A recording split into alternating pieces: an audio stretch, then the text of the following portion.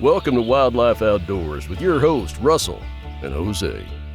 If you have a passion for conservation of the outdoors, or you're enjoying a calming hike in the mountains, an exhilarating kayak trip on the river, feeling a fish on the end of your line, cooking on an open flame in a primitive campsite, or stalking big game, just waiting for the perfect shot, you're in the right place.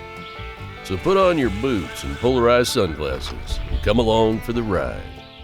Welcome back to another episode of Wild Life Outdoors. Today we're going to try something a little different. So most of our episodes end up being well over an hour, and we always say it's going to be short, and it's not. And so this time what we're going to try is we're going to try to shorten up the episodes every once in a while. It's not going to be every episode, but between Jose starting school again and work just being so busy with me, every once in a while we might throw in a little short episode. And we think we're going to call them Wild Life Outdoors Snapshots.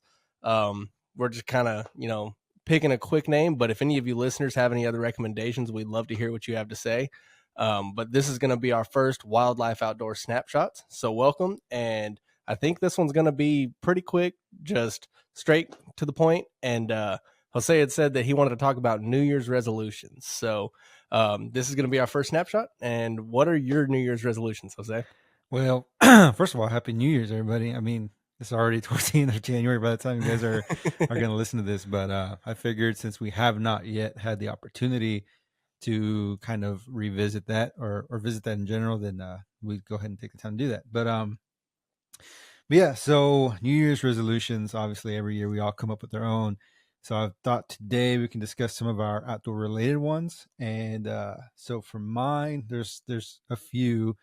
I think in the past, mine have been like really big picture type things, like, like go on these trips and stuff. And while I would love to do that, just like being more cognizant of my situation in terms of time and money and such and so forth, I just, the things that I want to do probably aren't as realistic as I would like them to be. So I want to try and make things a bit more feasible, but still doable, and maybe have some reach trips in there as well. So the first New Year's resolution that I have is to catch a common carp. I think that was one of mine last year, and I failed. I found some, just couldn't seal the deal. I caught grass carp, but that's not a common carp. So I want to catch a common carp this year on the fly rod that I built. Yeah, dude, I got to make that happen. I've been saying this for the last year or two at least, and they've eluded me every time. But this year's going to be the year, hopefully. I believe it will be. Hell, you built that rod specifically for carp, so it's only a matter of time. I know, man. What about yours? What are one of your resolutions? So in terms of fly fishing, I have some different categories. But my resolution for fly fishing is to try to catch one of those koi that come in here in the springtime, because, like you saw, there is a small school of them that travels with the school of carp that come in here to breed. And I see them, and, they tease me 10 feet away from my door. So that's one of my New Year's resolutions, is to catch one of those koi, or at least hook into one of those koi, because there's a lot of overgrowth, so it's kind of hard to land them. Mm-hmm. But I would like to at least hook one, get one to eat. Nice. Dude, I think koi are picky, but I think you can do it, man. It's kind of convenient because they're right there in your backyard, literally. Right. But it's also like you have a short window because they're there and then they're not. Exactly. And I think my thing is, majority of the times that they're active in there is when I'm going to work, or when I'm still working. And so time has been my hardest thing to overcome in trying to land one, or trying to get to them. But I think this year I'm going to make it happen. I'm going to try more. I'm going to put more time forth to do it. So dude, you should. I also have a New Year's resolution in terms of hunting, and it's just to get out there more. Like, I just need to get out there. I need to quit, saying I'm going to get out there, and, it comes to it and it's like, well, no, I don't really know what I'm doing. I'm just going to go out there. I'm going to wing it and, go from there. How I'm surrounded by natural forest, I might as well get out there. I think I'm probably going to start with squirrel hunting. I think the season for squirrel here, it's closed from February to March. But other than that, it's open all year long. So I'm hoping to go do some squirrel hunting. And while I'm doing that, do some scouting, try to find some sign for some deer for, at the end of the year when season rolls around, try to get me on some deer. We don't have too many hogs here. So I think in terms of hunting, it's going to be mainly squirrel, turkey, and deer, and the occasional dove hunt. I know somebody that has some land that's open enough and sees a lot of dove there, so that's where he hunts his deer. But during dove season, he's alluded to let me go out there with him and we can do some dove hunting. So yeah, that's my hunting resolution this year, is just to finally get out there and just do it more. And duck hunting, dude, I gotta go do some duck hunting. Dude, in Arkansas, you have to. It's like a rite of passage. I got invited for early next year. Somebody invited me this year to go, but oddly enough, it would be down in Texas. Nice. But they, one of my coworkers up here, he went last week, I think, or the week before, and did some duck hunting down, I think, Paris, Texas. He has a lodge over there, and a group of them guys went out there and they had a real good time. So he invited me to go next year, but I need to get some experience before I do that, because I don't want to drop money and just not be able to do it. So, like you, Russell, I also want to go hunting more in 2024. Ooh, you like the little rhyme? Damn. I do. Anyways. I do. But dude, yeah, man. I mean, one thing that came off the top of my mind to kind of make that happen a little bit is so a little spoiler alert, if you will. We're at some point going to have a guest on by the name of Steven. Great dude. It's just we're between all of our schedules, finding a good time to work just hasn't really been feasible. But he's really big into hunting. He lives in Arkansas. And perhaps we can schedule a weekend hunt. I can go up there and we can all go hunting with him. He's invited us. Make it happen. Break out the bows. He likes a bow hunt. So maybe we can set that up, dude. Go do a weekend bow hunt in Arkansas or something. Yeah. I remember when we were talking about that. I'm like, dude, that would be freaking awesome. Go hunt some Ozark bucks with a bow. I'm up for it. Yeah. But yeah, that's kind of my deal too. I mean, like where I live, there's some public land hunting in Texas, as we've discussed before, is a little different, but it's doable. And I know some folks who have done it and have had success doing it. And I'm probably going to try and reach out to them and pick the brains on it. I do want to do some more public land hunts. I got my bow now. I just need to practice more and become proficient and do some, because there's some archery only units around Texas that I'd like to try and check out as well. But yeah, man, I really just kind of like you and our interview with John really kind of inspired me to just, go for it. Yeah. Life's too short. We're never going to have the time that we want or the money that we want or whatever. And I'm tired of using those as excuses, even though sometimes they are very good excuses, especially in my case as a grad student. But nonetheless, like, public land hunting, I think, is a bit more feasible than paying a couple grand to hunt on a private ranch. Absolutely. Or something. So I should take advantage of that while I can, especially when there's some places nearby. Yeah, man, I just got to full send and just go for it, dude. But that's so also speaking of which, you're wanting to get on a hog with your bow, right? I do. So since there's no season. True. Well, actually, I think, yeah, in Texas on public lands, private lands, there's no season for them. I think on some units there may be, because like each unit has their own regulations or whatever. Yeah. But I think the one that I have in mind, I believe they're year round, and I believe starting, I can't remember what month it is, you can actually bait for them. And John, I can't remember it now. I have to reach out to him, but he gave me a recipe for some bait, and I might implement that for hunting them. But yeah, man, there's I do want to break out my bow. I do want to try and get a hog with my bow. Hopefully we'll make that happen. Right. I need to break out mine. I never hunted hog. Well, let me rephrase. I've never hunted hogs with a bow before, so it's going to be a little bit different. Yeah. And from what I've talked, or from what I've heard and people I've talked to, like the anatomy of the hog is very different. So you got to really be a little bit more precise with your shots. So I really need to dial my bow game in before I hit the field, I think. Right. Yeah, I need to bust mine out. I haven't shot it hardly at all. And I really need to do that. I got it set up, and I haven't shot it since I got it set up. Because I noticed last time I was shooting it that my arrows weren't laying in the rest even, Mm-hmm. which was causing some fluctuations in my shots. And I was able to group them within, like a clay pigeon size, but I want to get it down to like a quarter size or $half size. So I actually need to get out there and shoot it a little more, and Yeah. same thing, get more proficient in it. But yep, so that's our hunting resolution. Do you have any travel resolutions? I do, man. Actually, so I wrote a list of resolutions before you and I hopped on, but one of them is traveling specifically. I want to go to Arkansas. I got to visit my best bud up there. But in addition to that, I want to go to Big Bend National Mm-hmm. Park. I've yet to go. I really want to try and go in the spring, try and catch the blooming wildflowers and take some photos of those. And especially before it gets too hot, because I think this past Right. summer we had a few people actually die on the trail in Big Bend because it was just, I mean, the temperatures were unreal. So there's a small window of like great weather I would need to capture or to like, yeah, to really hit before it gets like kind of unfeasible. And I have a buddy who lives in West Texas now, so I might be able to coordinate something with him. Um, but yeah, so Big Bend, Arkansas, maybe Florida. You and I have a friend out there, Brian, and actually I got a Yep. few friends out there.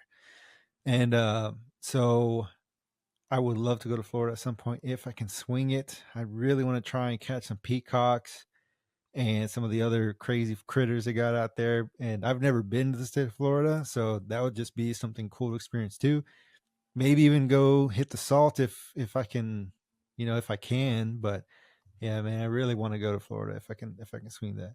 Same, dude. I want to go to Florida so bad. But I would say my resolutions this year are going to be to try to do more travel that's not as local. So I travel a lot. Every other weekend or so, I'm going somewhere that's, a few hours away. Mm-hmm. This past weekend was up in Eureka Springs, which was amazing. We'll have to talk about that later in a different episode. But I want to try to get out a little more and experience areas that I'm not familiar with, but Florida would be one of them. I've only been to Florida once. Had a damn good time. Had some scary situations with the shark there, but yeah, it was fun. I do want to go try some, southern Florida ditch fishing and get on some random invasives. Um, I want to go more to the swampy areas or, to the bayou and try to get on some bowfin. That would be Mm-hmm. cool. I've never spent much time in the bayou, and we have, Bayou Bartholomew is, I think, one of the largest bayous in the world, and I can get it an hour and a half away from here. So I want to go experience that. And I am going to the Bahamas in a few months on a cruise, and I'm hoping I'll be able to swing some type of fishing. I don't know if it's going to happen or not because I don't know with local regulations and you know and if I'm going to have the time. We haven't planned our excursions yet, so I'm hoping to be able to do that. But yeah, my travel resolution is to try to go a little further than I've been traveling recently. So Yeah, nice, dude. what other resolutions you have on your list? I want to take my girlfriend fishing. She's how can I say this? I think I may have mentioned it in previous episodes, but she says that she would go with me. Mm-hmm. But I guess how I feel about it is I don't want to bring her along if she's not really like open to it because Mm-hmm. I don't want her to like not have a good time or just kind of like burn her out from that situation. So I told her I was like, look, I'll take you, but if you ask me, I like it, you gotta like mean it. I don't want to because God bless her, she's sweet, super sweet, and I know if I ask her, she will probably say yes because I'm asking her, but that doesn't necessarily mean she wants to do it. So I told her like if you ask me like I want to like it has to be because you actually mean it, like you want to go, not because you think it'll make me happy or whatever. Yeah. And a couple of weeks ago she asked me, and so I was like, all right, we'll go. So I want to take her fishing. I want to teach her how to fish and stuff. So I will probably start slow, probably work on the casting first and get that down. Once she can hit like because the ponds around here, like you don't need to make any, hero shots or anything by any means. So like honestly, most of my shots are probably 10 to 15 feet from the bank. And Mm-hmm. so as long as she can make a 15-foot cast or so, 20-foot cast, then I think we'll be golden. And So that's going to be our goal there. And then once like she feels comfortable casting and everything, I might add some weight, because casting a little piece of yarn is way different than casting something that's got some weight, even if it's just the weight of a hook. Like it just Yeah. changes the dynamic of the cast. So we're going to work our way up there, and then hopefully take her on an actual trip, probably locally, and then hopefully we'll get her on a fish. But that's one of my things. I want to take her fishing, and I want her to catch her first fish on her own. And yeah, man, we'll see. We'll see how that goes. And That would be but awesome.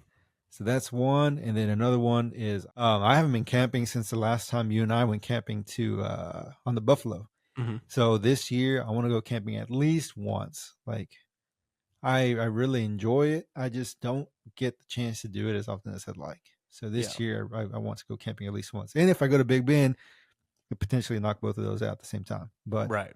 I do want to go camping at least once. That's freaking awesome, dude. I want to go to Big Bend so bad, but there's so many national parks that I want to go to. And speaking of national parks, they're looking at possibly redesignating the Buffalo National River to a national park and preserve. I do want to talk about that on a future episode, but I may have been to one if that turns into one. And of course, I live in Hot Springs National Park, so I'm always in the national park here.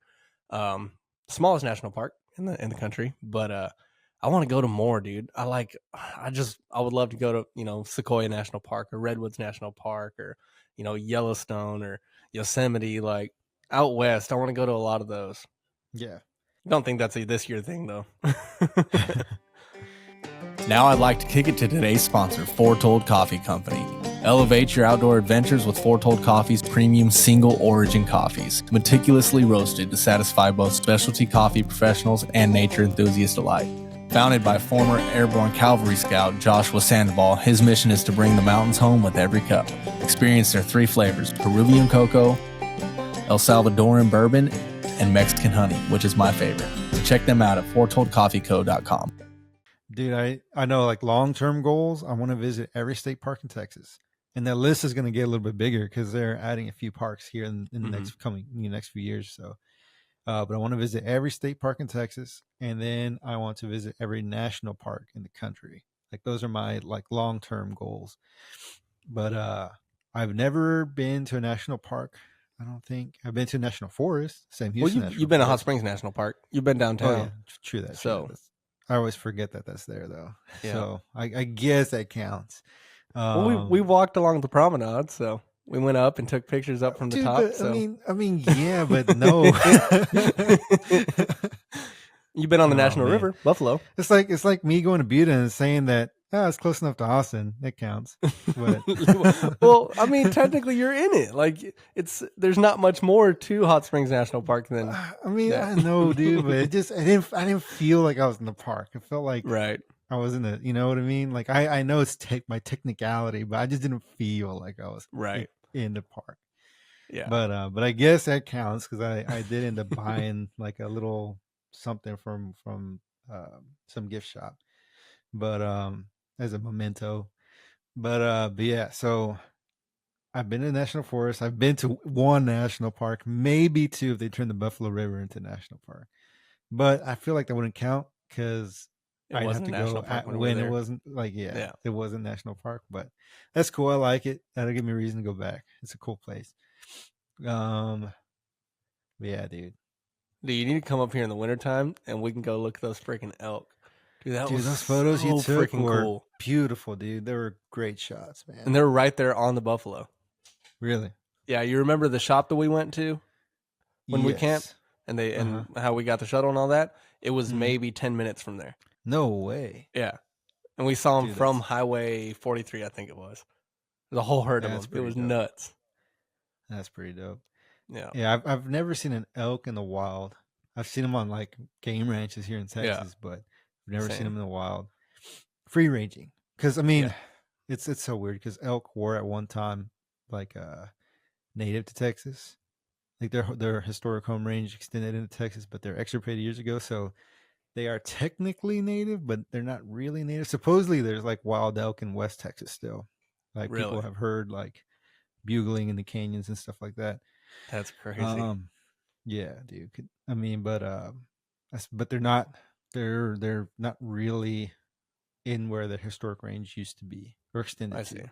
But anyways, that's neither here nor there. So yeah, elk in the snow on the buffalo would be awesome. I need to get me a telephoto lens though, dude. I don't have one for my new camera. I just have some primes. I want to get a full frame one because this one, I mean, the pictures look okay. But I mean, it's a crop sensor lens, and I was able to get some reach because of it, but just the quality isn't that great if compared to having a full frame lens on a full frame body. So, dude, look at this but at it was the nice. Sigma. Look at the Sigma zoom lenses. They have like a 150 to 600 for like right around 1,000, brand new, but you can get them less like on eBay or on the used market, and it's still pretty good shape. Yeah. But the quality of those lenses, I mean, they're not like obviously like the $6,000 lenses that you're gonna find from the same companies, but they're pretty good, man. My buddy, he does some wildlife photography, and he has that camera, and his photos look pretty damn good. Really? I'm probably gonna look into getting one of those eventually for my camera because I do want to do more like wildlife photography. Yeah, I do too, but I'm kind of debating because I also want to get more into filming and videography, and my Just like the D750 lens or the camera. Yeah, so it's like, well, if I get a new camera, I don't want to buy all these new lenses because I've already past 2 years I spent a couple grand on lenses, and it's like, do I want to keep buying lenses if eventually I want to change? Because I'm pretty sure I'm going to go the Sony, the Sony route for my video camera. So I want to get a full frame mirrorless Sony, and that's probably what I would use for photography as well. Maybe I don't want to have two cameras. Like I'd probably keep my Nikon as a backup in case something were to ever happen to the Sony. I could still go do stuff, but the main camera I'd use would probably be the Sony, and it's a smaller profile, and if I can have the same lenses, and do my photography with it as well, that's probably what I'd do. So I think I'm gonna hold off on buying any more lenses until I get the new camera. They sell adapters for like how can I explain this? They sell adapters so you can use the lenses from a different manufacturer or different mount with but a lot of them you can't cameras. use the auto features, autofocus, and stuff like that. Yeah, and the ones you can are like super expensive, but Exactly. I mean it's cheaper than a whole another set of lenses. Right. But I've heard like mixed reviews. I heard like sometimes the ones with the autofocus, like it's not as fast, or they don't always work, or just like slightly out of focus or something like that. But I mean, that's a potential option too. You can get other lenses and stuff for the Sony. Yeah. But the nice thing about Sony's is because they've been around for so long, they have so many lens options for those cameras. So you can find a bunch of them like used, new, whatever. I'm probably going to start with like the Sony, and then probably a 35 mil prime and a 70 to 200 telephoto, and that would probably take care of majority of anything that I would do, whether it be astrophotography, exposure photography, distance, like if somebody else is fishing or somebody else is on a kayak or anything like that, I can get a little bit of reach, fish releases and stuff like that. So I think a 35 prime and a 70 by 200 would suffice for a while. Yeah, dude, I want a 70 to 200 so bad.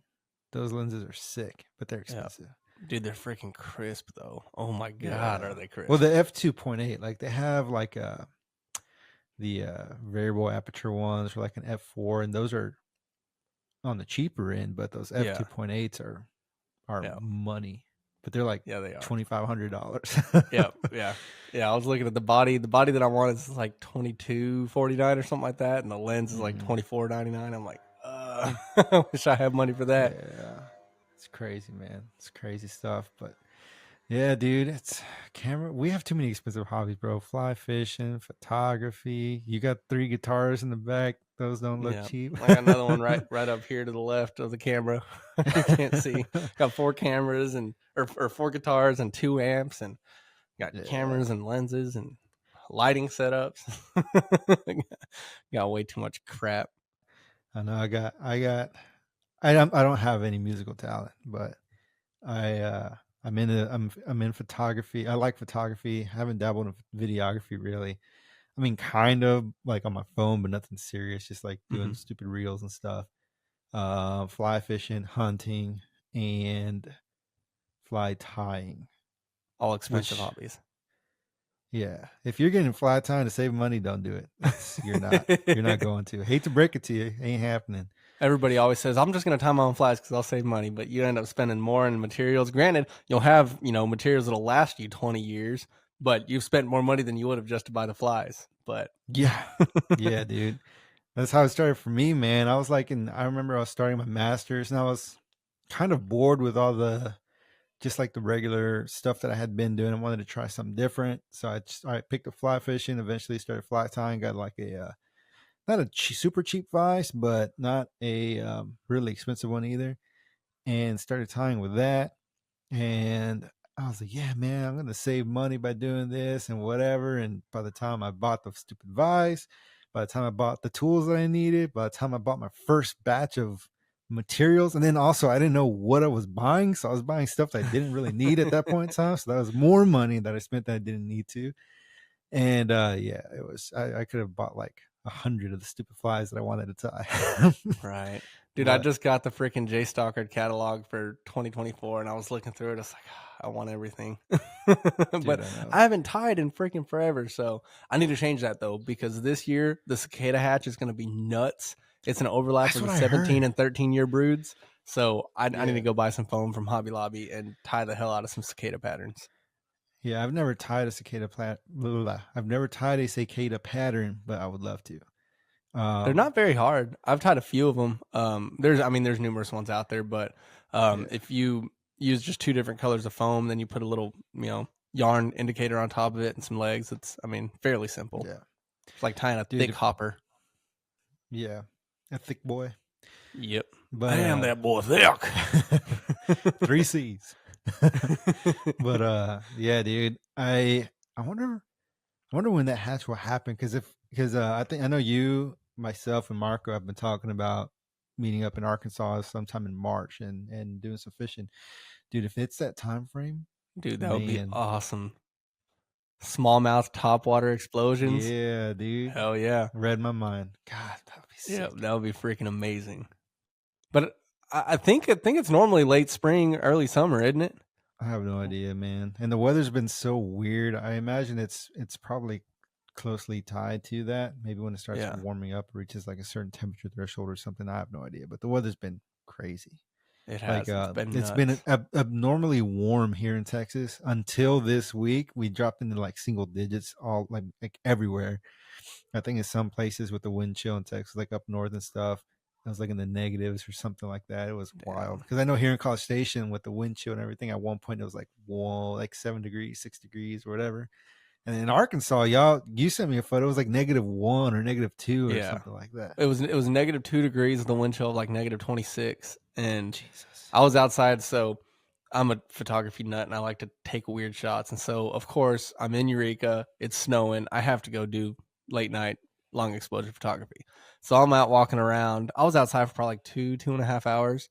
And I got some pretty cool pictures. I ended up running into a local that owns a fur shop there. Talked to him for a while. He showed me some places that, other people don't really know much about unless you're a local. And so got to look at some cool things around town. And we pretty much walked the whole strip and then up, like, because I was staying at the Basin Park Hotel, and we walked up to the Crescent and back all the way to the end of downtown and got some pretty cool pictures. But my freaking mustache was all like solid ice from my breath and stuff. And yeah, it got pretty dang cold, and it was super windy. We had some gusts, like 25, 35 miles per hour gusts, and it was in the negatives already. So it was pretty brutal at times. Nice. Yeah, dude, you crazy, man. Sit in that chair with like in your shorts, no shirt, nothing, taking a photo in the snow. Forget that, dude. We were in the hot tub. So I just got out, took a picture laying in the snow, and then got back in the hot tub. Nah. Couldn't pay me enough, dude. It was pretty cool. I mean, it's pretty cool to be in, 100, 105 degree water when it's, negative degrees outside. Yeah. See, that I would do, but like, yeah, that sounds like I would love to go to the hot springs like in Colorado or something and just, dude, the hot springs in Alaska and Cheetah Hot Springs outside of Fairbanks, dude, they're freaking awesome. We were out there one time, it was like -48. Yeah, I think you showed me a photo. It was like you and your brother and some other people or something. Yeah, like that, right? I think that was like back in high school. I showed you that. I was looking for the Mhm. picture recently, actually, and I don't have it anymore. I don't know where it's at. I wonder if my father has it up there. But yeah, hair was all frozen. Put it in a mohawk, and it was all frozen and stuff. It's nuts. That's crazy, man. Yeah. But yeah, So we're coming up on 30 minutes. So how short we're gonna try and keep these snapshots? I'd say probably 20, 30 minutes. So might be a good time Yeah. to start cutting it off. But to the listeners, if you guys have any New Year's resolutions, whether they're in the outdoors or not, we'd love to hear them. Feel free to email us, message us on Facebook, Instagram, and we're trying to get more engagement with our listeners. So if we do have any engagement with you guys, and we're talking about something or other, we may talk about you on an episode, and Mhm. we'll go from there. But thank y'all for listening to our snapshot here, our first snapshot, and let us know what y'all think. You have anything else you want to talk about, Jose? Yeah, real quick. So this snapshot thing, like right now, it's just a working title. It might stick, may not. But if you guys have any other recommendations for names or anything like that, shoot us a message and we'll consider it. Because I mean, we like the sound of it, but we just kind of made this up on the fly too. So Yeah. if it works, it works. If it doesn't, or if something's if there's a better option out there, we'd love to hear it. So yeah, just share your thoughts. We'd appreciate it. All right. We'll catch y'all next time. This has been Wild Life Outdoors. Thanks for listening. Follow us on Facebook at Wild Life Outdoors and on Instagram at wild.life.outdoors. Let's go live life on the wild side.